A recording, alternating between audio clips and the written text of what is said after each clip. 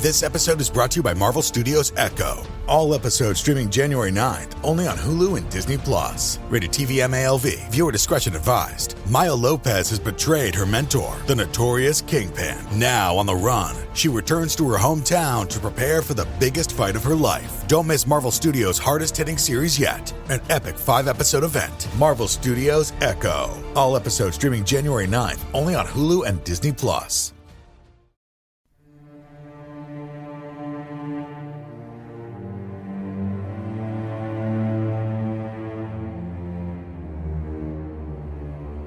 Hello, and welcome to Scare You to Sleep. I'm your host, Shelby Scott. This week I have for you an original story. I know, I'm really bad about releasing my original stories. I'm really bad about finishing my original stories. But for those of you who used to subscribe to my now defunct Patreon page, thank you, neighbor, for revving your engine at the just most perfect time. You may recall that I released a bonus episode reading, I believe, 3 or 4 stories that I had started and just couldn't seem to finish.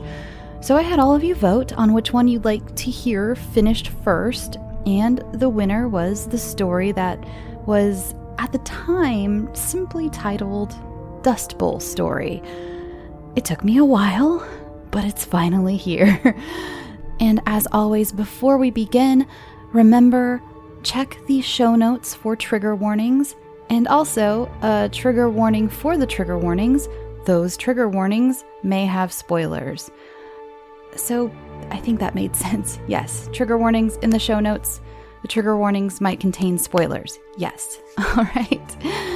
Okay, so I finally present to you the newly titled God Will Provide.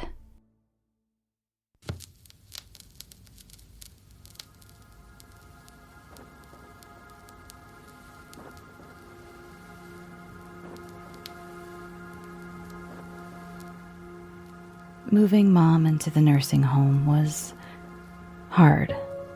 Her Alzheimer's had just deteriorated her mind to a point where she couldn't take care of herself anymore. With all the overtime I've been working and my boss's irritation with the amount of times my mother calls a day, I just couldn't take care of her myself. It also wouldn't have been fair to leave her for my husband to take care of. He's retiring soon, and his job allows him to work from home 3 days out of the week, but he would have ended up a full-time nurse during those days, on top of juggling his job. So, for the past few weekends, we've toured different homes. I was already racked with guilt at the thought of putting my mother in one of these places, so I just had to find a place with a spotless reputation and a staff equipped to handle Mom's needs. Surprisingly, one of the hardest things to find was a place that would also cater to her vegetarian diet. Mom's been a vegetarian since before it was a big thing. She told me once that she hadn't had meat since she lived in Oklahoma, before she met Dad. Mom grew up in Oklahoma during the Dust Bowl in the 1930s. I didn't know much about her time there. She rarely spoke of it. I know my grandparents had died there, but when and how was also a mystery. Growing up, my dad's parents had almost overwhelmingly filled the grandparents' role, feeding us too much sugar, taking my brother and I camping, gifting us itchy sweaters and our first pocket knives. So I never felt the need to ask about my absent ones. It wasn't much of a fight, thank God, getting Mom to move into the home. She was to have her own mini apartment, so she retained a little bit of independence. She was a proud woman, but we had caught her in a moment of lucidity, and she welcomed the idea of someone cooking and cleaning for her for a change. The weekend after that, I stopped by the old house to poke around and get a rough idea of what should be sold and what should be kept. After Dad's parents passed, their home and belongings became a battleground between Dad and his siblings. It had caused him so much pain. He had to grieve his parents and one of his sisters who, because her brothers and sisters refused to just hand her half of Grandma's jewelry, and the house for her and her boyfriend of the month to live in for free, decided never to speak to any of the other 4 siblings ever again. From then on, he insisted my brother and I just sell the damned house and split any profit down the middle. Put all the rest in the dump for all I care. Just don't fight. It's only stuff. When I walked into my childhood home, I almost gagged on a putrid smell that permeated the house. The trash. None of us had thought to take it out when we picked up Mom. It had been an emotional day for everybody, and it just never crossed our minds. I went to the kitchen and to the trash can. I looked down and saw the styrofoam container for chicken pieces. The juice sitting in the bottom was definitely the offender. I dramatically made a gross-out noise with my throat and quickly began to tie the bag when something under the container caught my eye. A book. If it had been some old paperback mystery, I would have unapologetically tied it up with the rancid chicken juice and tossed it into the dumpster. But this was something old. Very old. I grabbed a wooden spoon from the holder on the counter and nudged the container aside. It was a little beige book, and in very small gold lettering it said, "Diary." My interest was piqued. I definitely couldn't throw this away. Why had Mom? Okay, I had to read it. I was too curious not to. I searched under the sink and found some purple dishwashing gloves. I put them on and used them to pick the diary out of the trash. I tossed it on the counter and quickly bagged up the rest of the trash and took it outside, just as the evening sky had begun pouring rain. I found some scented candles inside and lit them. The pages of the diary had unfortunately absorbed the chicken odor. This wasn't going to stop me, though. I know, this was a huge violation of privacy. If she didn't want anyone to read it, I should have just left it in the trash and tossed it. But in that moment, it was as if all the questions I never asked my whole life came flooding into my brain. I didn't know anything about Mom's past. I certainly didn't know her as the type of person to keep a diary. Who was this past version of my mother? Did it have answers about the grandparents I never knew? I made a cup of tea and settled into an armchair in the living room. The silence in the house felt odd. When I was a teenager, I lived for the moments of time it was this quiet in the house. That little window when my brother was off with his friends or at some sort of sports practice and my parents weren't home from work yet. I had relished in the sweet sound of nothing. But now, it just felt sad. An end of an era. Before I read anything, I texted my brother. "Did you know Mom kept a diary?" My brother, always one for brevity, simply texted back 2 question marks. His way of saying he didn't know and wasn't particularly interested. I texted back anyway. "Well, I found one, and I'm going to read it. I think it's from when she was a kid." He texted back a thumbs up. Ugh, idiot. I loved him dearly. In person, we're pals, but he wasn't the best when it came to communicating via anything other than face-to-face interactions. The diary still reeked, but the cinnamon roll candle on the table beside me helped a bit. "All right, here we go," I said to myself as I opened the book to the front page. I was greeted by a juvenile version of my mother's beautiful cursive handwriting. As I began to read, a thought quickly came and went through my head. What if you don't like what you find?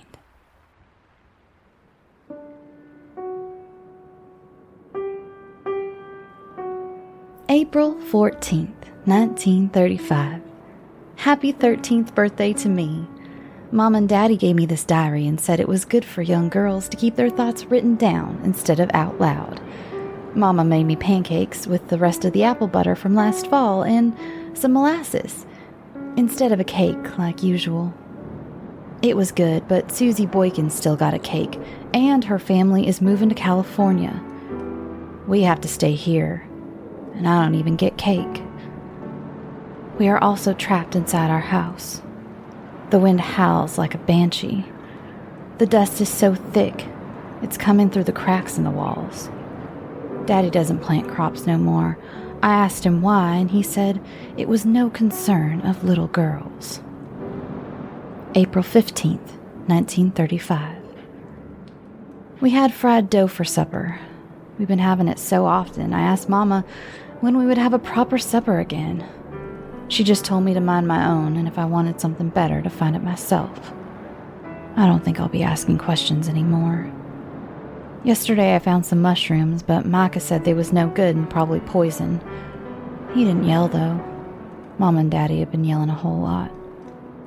Ruthie has been okay since she's little. She don't seem to mind fried dough all the time.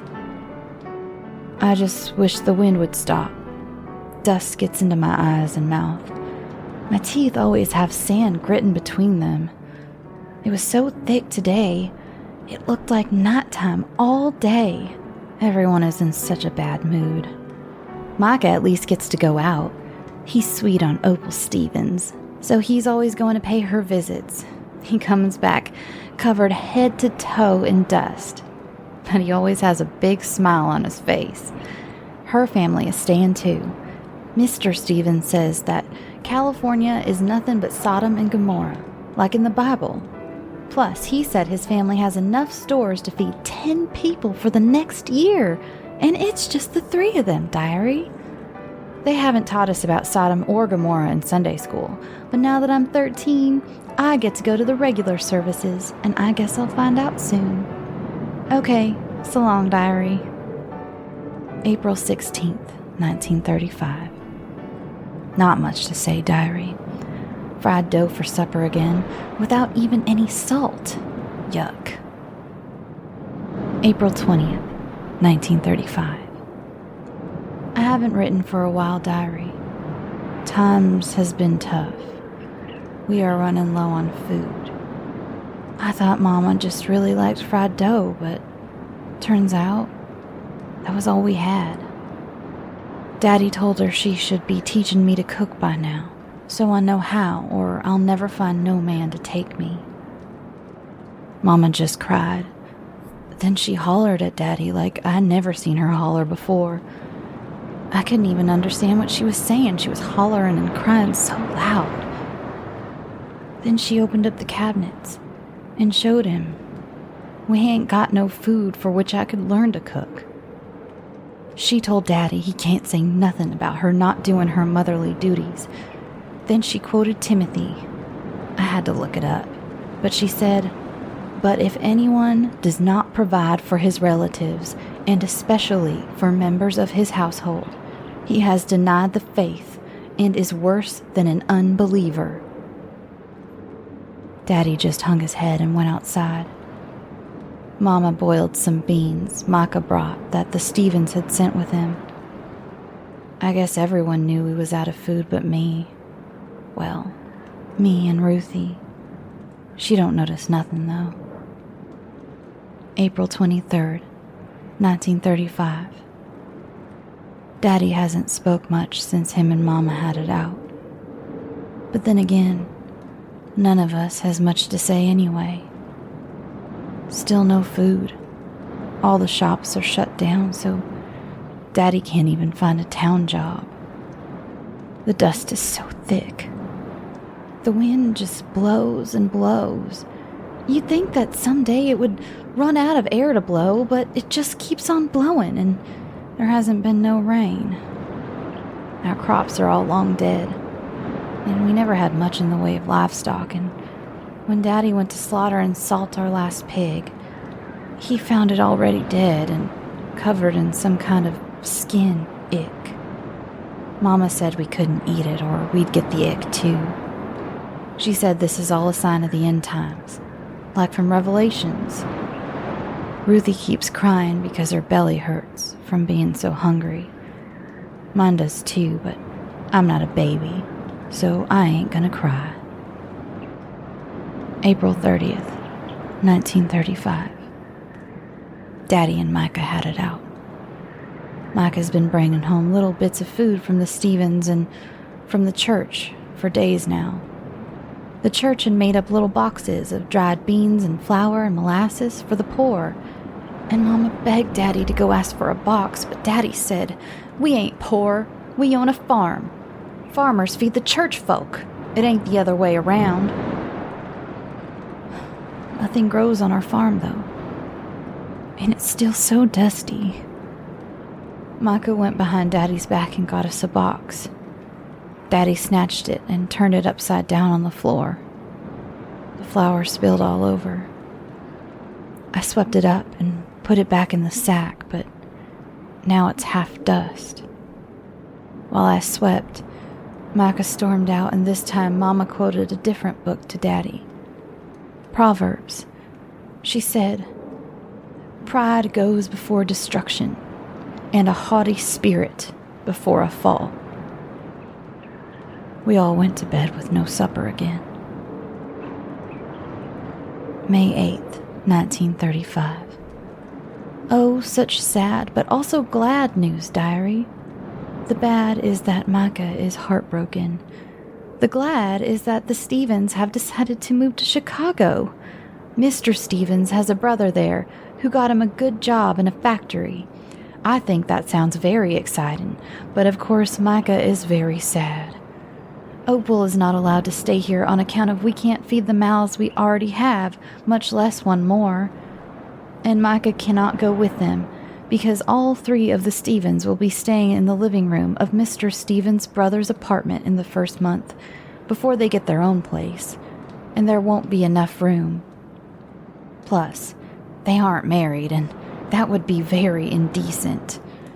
Micah asked Opal for her hand, but she is only 14 and he is only 15, and she said her daddy said she could not get married until she is 16 at least, and only if the proposer has a job.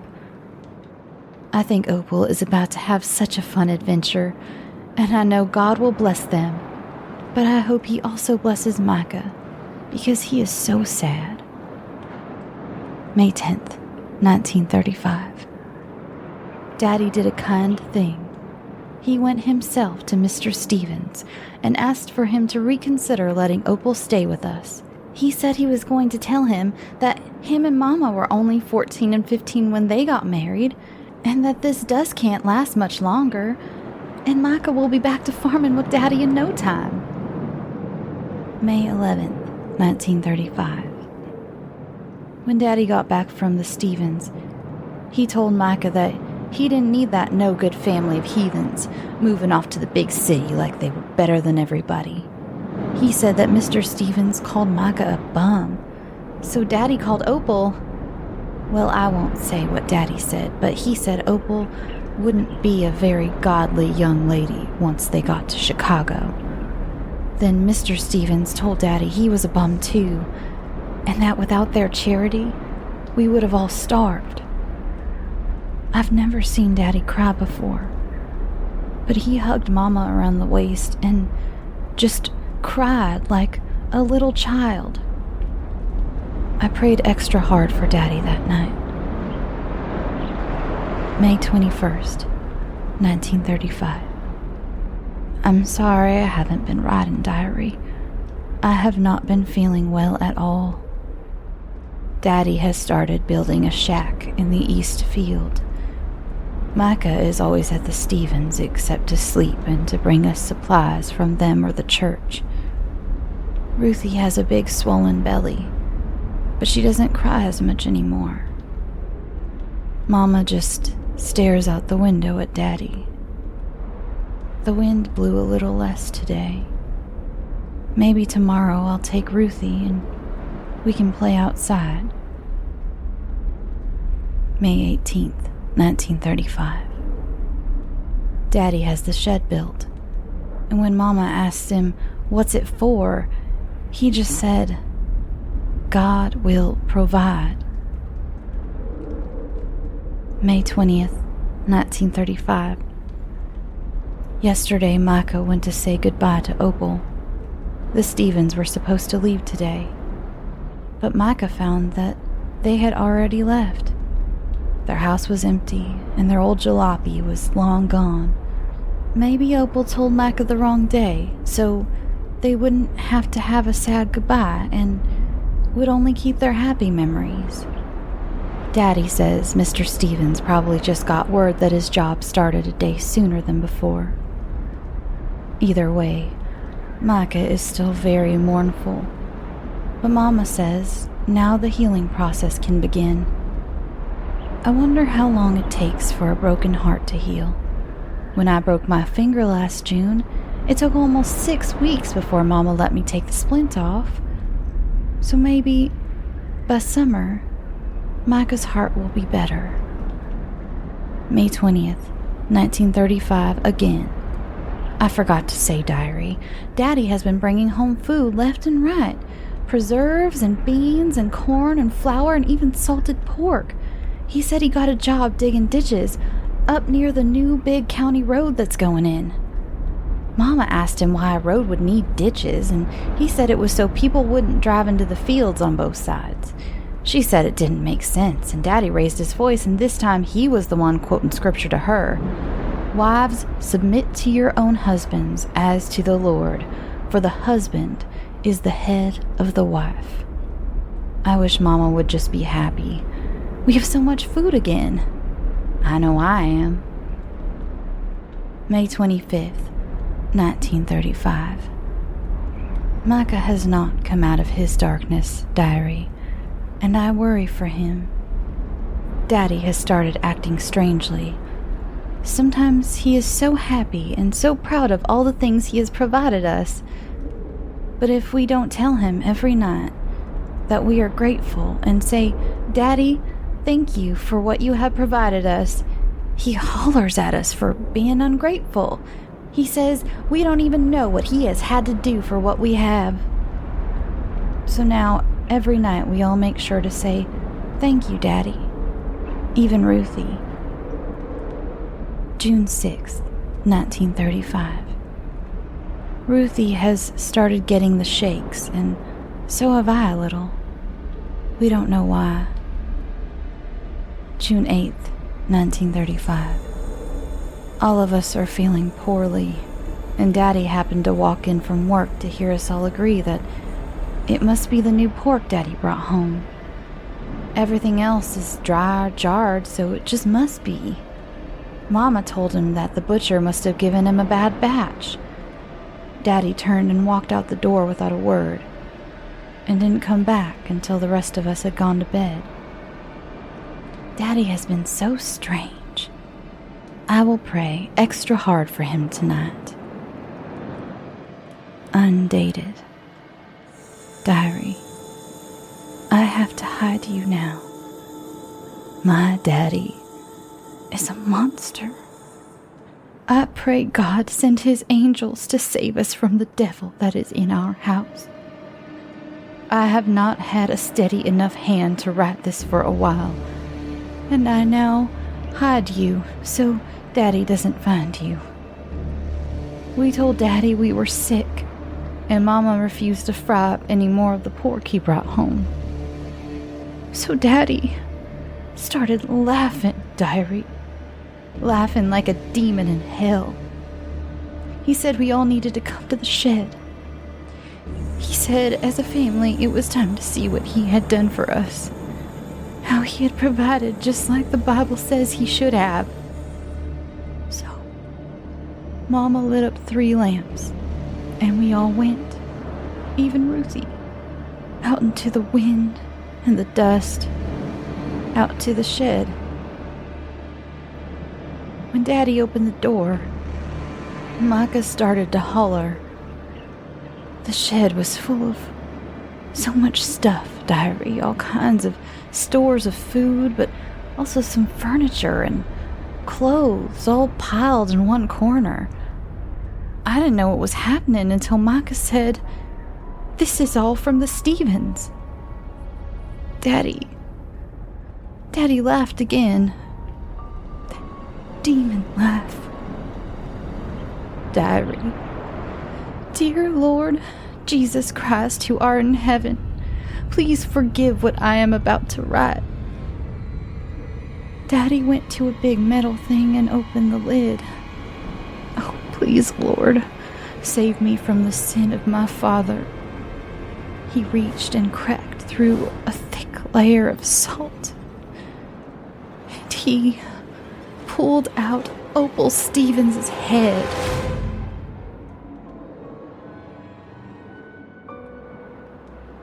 Undated. Micah has died. I found him hanging from the old dead tree out back. When I came to tell Mama and Daddy just said, God has provided. There was one last entry in the diary. It seemed to be written hastily. It was difficult to read. The ink was smudged and it was slanted across the page, not in the neat rows like the previous entries. It read, Diary, it is winter. It has not stopped. Traveling salesmen, folks passing through on their way to California. Too many.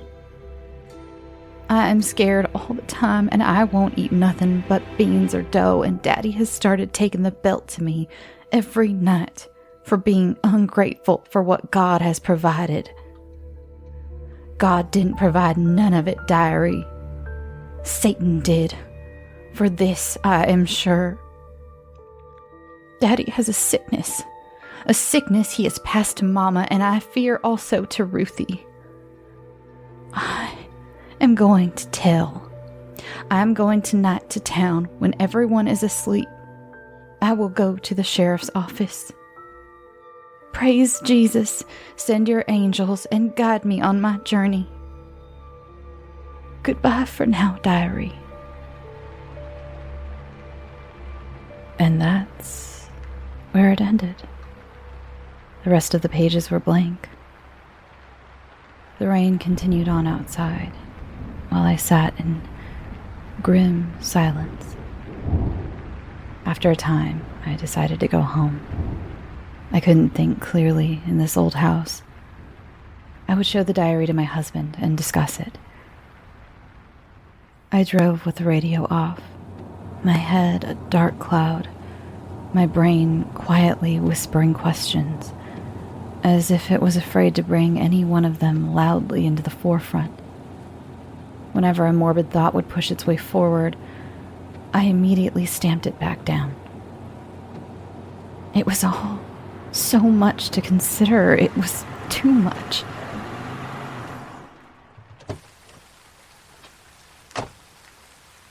When I stepped through the front door, our large, goofy mutt we lovingly named Hamburger, after what we found him chomping on by the dumpster in a Wendy's parking lot, greeted me at the door. Hey, My husband hon. called a greeting from the kitchen where he was making dinner. The whole scene was so comforting and brought me back down from the clouds a bit. I was in my warm home that smelled deliciously like homemade curry, getting slobbery kisses from a 70-pound lug of pure love, while my husband happily sang a song he had just made up about not rubbing your eyes after chopping chilies, and I could strip off my sweater made uncomfortably damp by the rain. I plopped down at the breakfast bar to watch my husband work, to figure out a way to bring up the diary. Hamburger laid his big head in my lap and stared up at me adoringly, as if my homecoming was the greatest thing that had ever happened to him in his whole life, at least until it was time for his dinner anyway. "What's on the menu tonight, hon?" I asked. I attempted to hide the strain in my voice. "Bangan Bartha, eggplant curry, Mom's recipe." "Oh, she called, by the way. She said Dad's latest checkup went great and his cholesterol is down." After his appointment, though, she caught him in the pantry halfway through a bag of Oreos. He kept yelling in the background, they're vegan, they don't count." I think she's counting the days until she goes over to see her sis. Hun? You okay? He had stopped chopping, and I looked up to see him staring at me. I realized I had been staring off into space without blinking, barely listening to him. I shook the haze out of my head and decided to get right to it. I found a diary at my mom's house. It's from when she was a girl in Oklahoma. Oklahoma? He asked. I thought your parents were from San Francisco. No, Dad was. And they met there, but Mom was originally from Oklahoma, and her family just stayed there. I never even met them. I didn't even know she had siblings till now. Growing up, she just didn't talk about them, so neither did we. I don't even know how she got to San Francisco. Well, that must have been kind of nice then. Sort of like seeing a window into your own past, too, he said. No, it was terrible. The things she saw, the things she experienced. Honestly, it's so horrifying. I can't even describe it. I can't say those things out loud. I was beginning to work myself into a panic. Whoa. It's okay. He ran around the counter and put his arms around me. Why don't you go lay down? I'll bring you some tea and after I get this onto a simmer, I will read the diary myself. Maybe having a second set of eyes on it will bring some clarity. Okay? Okay. I agreed. I laid down on the couch. Hammy laid on top of me, forever thinking he was still a tiny puppy. But right now, I welcomed it. He was like a furry weighted blanket. It helped calm me. After dinner was taking care of itself, simmering away on the stove, my husband took the diary out of my purse and sat across from me in the overstuffed armchair. Oh, God. Why does it smell like that? I thought it would smell good, like an old library book. This smells practically rancid. He held it away from him between his thumb and forefinger. Oh, God, that was another weird thing. I found it in the trash. It soaked up a little rotten chicken juice. Chicken juice? Your mom is a vegetarian. Her and I have traded recipes for years. I don't know, maybe she had company over. When we were kids, she'd cook meat sometimes to appease the rest of us. He made a noise that said he didn't think that made much sense. But I was so eager for him to read what was inside, I just threw up my hands in frustration. Just read it, okay? Just look, please. I need to talk to someone about this, I pleaded. He nodded and opened the small book, grimacing still at the smell. I watched him the entire time, my eyes tracing his face for any sort of reaction. There were a few furrowed brows, a few light gasps, but when it ended, he shut the book, raised his glasses to rest on the top of his head, and smiled. How could you be smiling right now? That book is grotesque. The things she... He cut me off. Honey, this is clearly fiction, he said matter-of-factly. Fiction? How can you be so sure? I said incredulously. Well, first of all, this can't be a first-hand account of your mother's. If she had been 13 years old in 1935, she would be 98 years old today. Considering we just had a huge bash for your mother's 90th birthday in January, she would have only been 5 years old if this was actually written in 1935. You said you never heard her mention any siblings. Maybe she didn't have any. Maybe she wrote this as a teenager herself, a little work of creative writing. Your mother always had an appreciation for a good mystery novel. Maybe in her youth she dipped her toe into writing some mystery, or in this case, horror, for herself. Then got bored with it and just never finished it, like teenagers do. Then why the secrecy? Why would she try to throw it away? I demanded. Maybe she was embarrassed. This is pretty morbid. You're acting as if she tried to destroy evidence. She didn't exactly burn it, just tossed it in the trash like you would a banana peel. Plus, your mother, though your mother, is a human, just like the rest of us.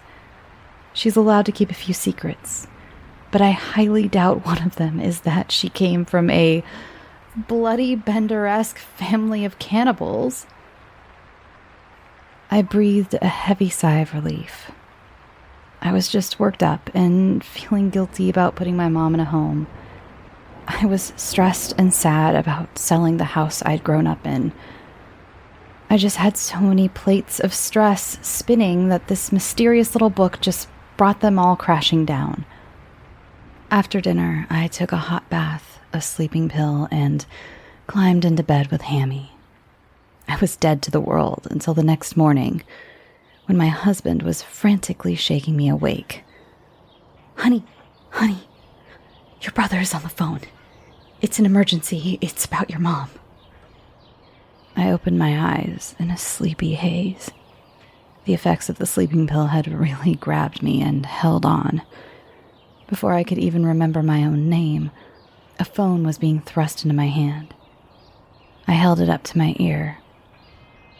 Seth. What is it? I'm here. What is wrong with you? I've been calling you since 3 a.m. What the hell have you been doing?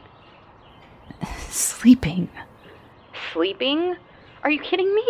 At this hour? I glanced at the clock to see that it was 1 p.m. I had slept for like 14 hours. Shit. I took a sleeping pill. I'm sorry. You need to get down to the home right now. Mom attacked the night nurse. Apparently the woman may not even make it. You have to get down there. She said she only wants to talk to Esther. What? Mom? Oh my God. Okay, I'll call you when I know anything else. Shit. I hit end on the screen without saying goodbye. I threw on some clothes and a hat to cover my bedhead. When I headed out of the bedroom, Samar was already standing in the doorway, ready with his keys in hand. Whatever it is, it would make me feel better if I drove you.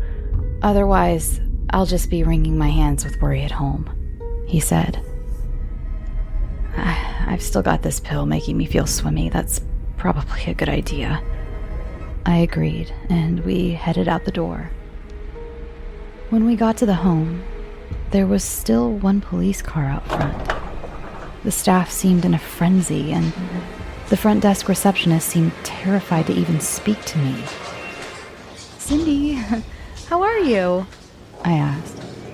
Your mother is being held in the medical office. I'll take you right to her, she squeaked out. Samar and I followed the usually boisterous and friendly woman, where she knocked gingerly and quietly said through the door, "Her daughter is here." To my utmost surprise, a uniformed officer answered the door.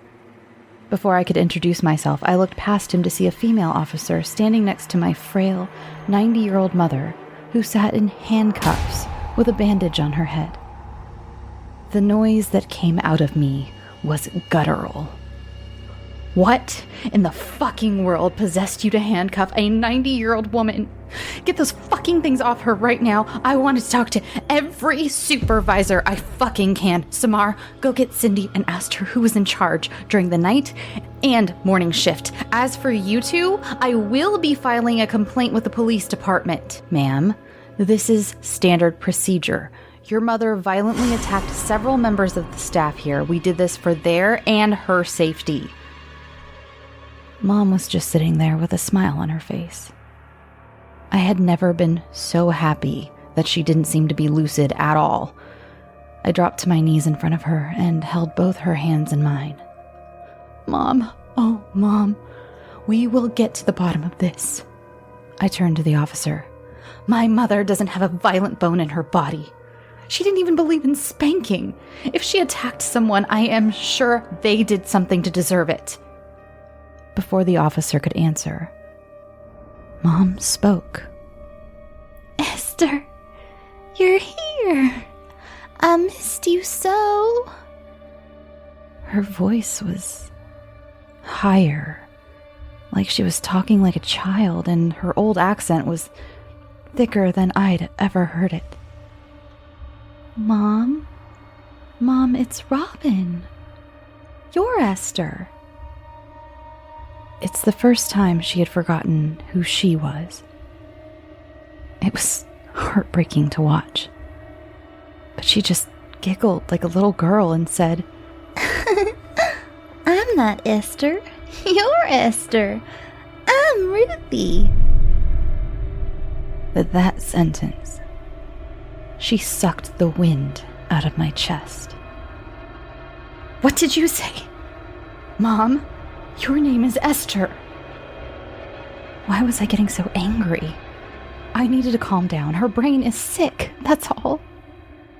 No. Oh, that's right. You look just like my sister Esther, though. She was so pretty. Was? What happened to Esther, Mom? Ruthie? At that moment, Samar ran back into the room. Rob, I have to talk to you. Just wait, I exclaimed. Frustrated, I turned back to Mom. Mom, what happened to Esther?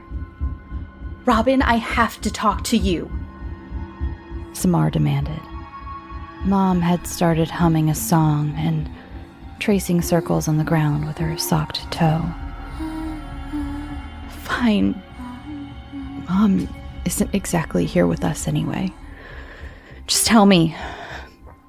Tears were running down my face, watching my strong and beautiful mother in such a state of deterioration. Hun, the nurse your mother attacked. She didn't make it. She's dead. There was a scream, and the other night nurse went to help, thinking it was your mom who fell or something. But Samar then took a deep breath and looked sick.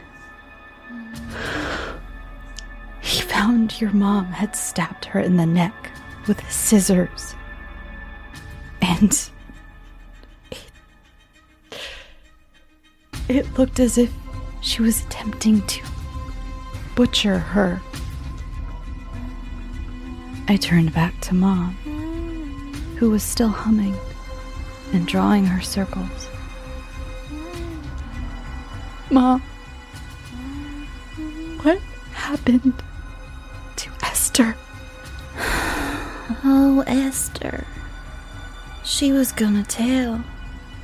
So I told Mama and Daddy. And Daddy said his favorite scripture. What scripture, Ruthie? God will provide.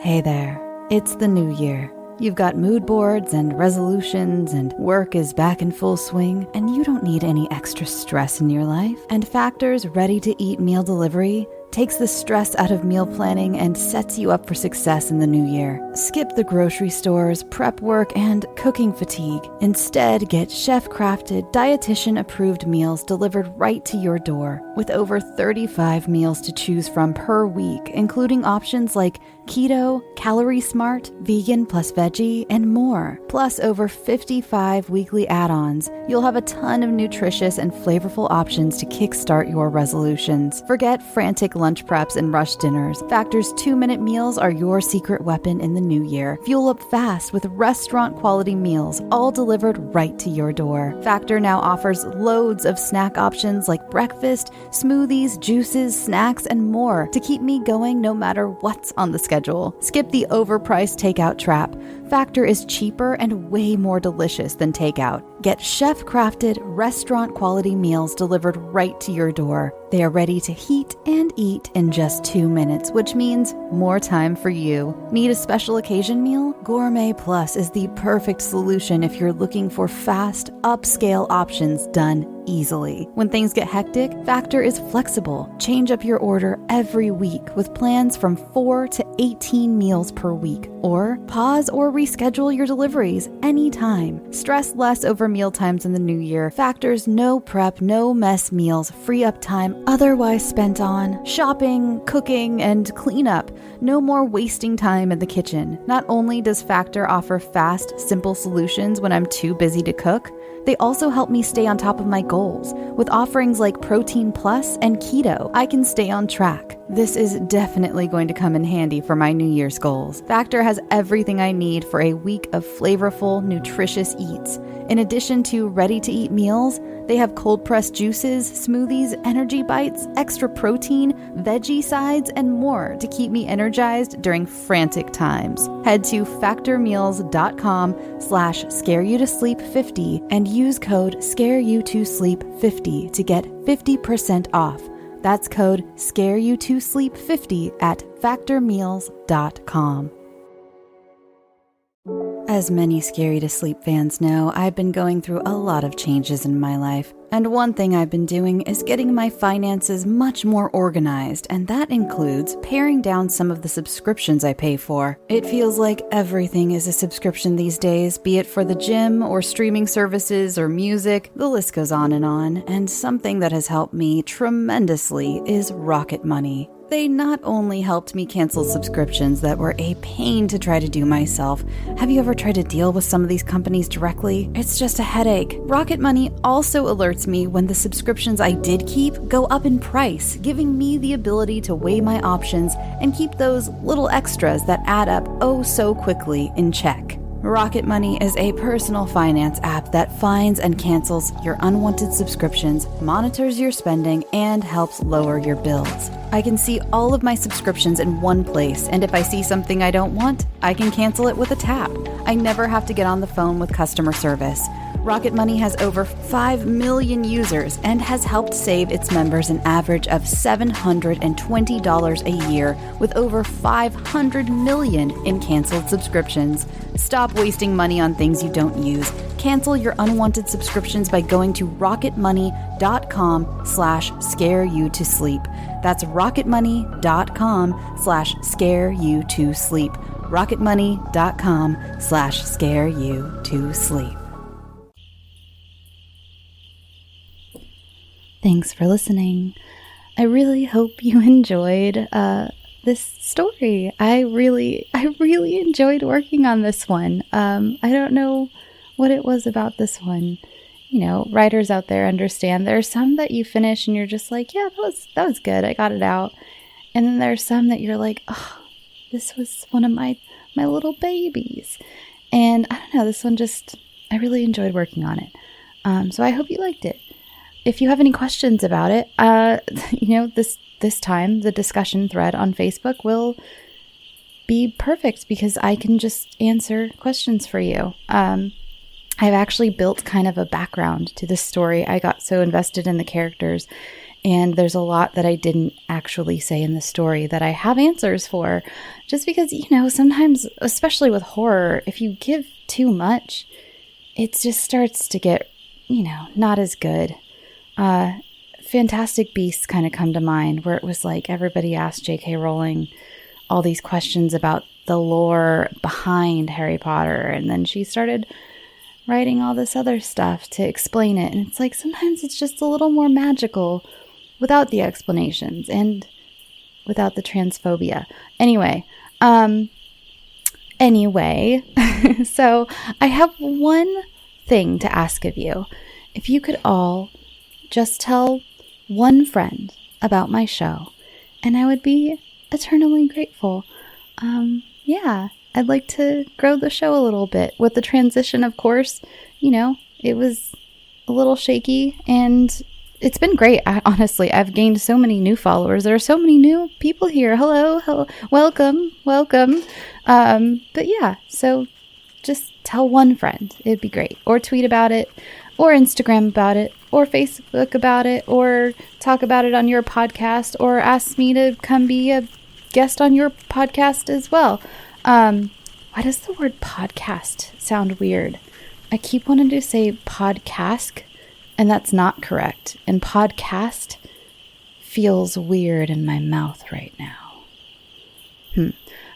Anyway, so hope you enjoyed the episode. Like I said, if you'd like to ask me questions about this particular story, a lot of you always have questions about the stories, and I always have to just kind of say, oh, let me ask the author, or direct you to the author. And sometimes the authors kind of want to stay anonymous and don't really want to talk about it, which I don't blame them. But here I am. Ask me your questions. Yeah, I think that's all.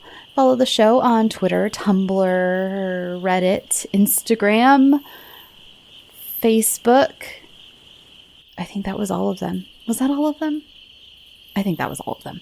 Yeah, follow it on those things. If you have a submission, if you'd like your story turned into a Scare You to Sleep episode, submit it to scareyoutosleep@gmail.com, or you can find the contact form at scareyoutosleep.com. There's also a P.O. box there. I just got asked by a couple people if my P.O. box is still active. It is. I have not checked it in about 2 months. My bad. It's COVID. I really don't like going out if I don't have to. And to be honest, the last few times I checked it, it was completely empty. So that's not to make you feel sorry for me. That's not to make you send me stuff. It's just a matter of fact. It was empty. And I was like, ooh, I'm out here in the world with my germs and everyone else's germs. And I don't need to be, because my P.O. box is empty. So I haven't checked it in a couple months. So if you have sent me something and I haven't said anything about it, that's the reason why, is because of the global pandemic. But I will check it soon, because a few of you have asked recently. So I know to be expecting some things, which is so generous. You don't have to send me things at all. Honestly, the only reason I even opened it was to send you things through Patreon when I had a Patreon, and I didn't want to put my personal address as my return address, which ended up being a very good thing, because I had a few weird experiences through Patreon that I may talk about someday, but not right now. Because right now, you know what it's time for? For you to go get some sleep. Sweet dreams.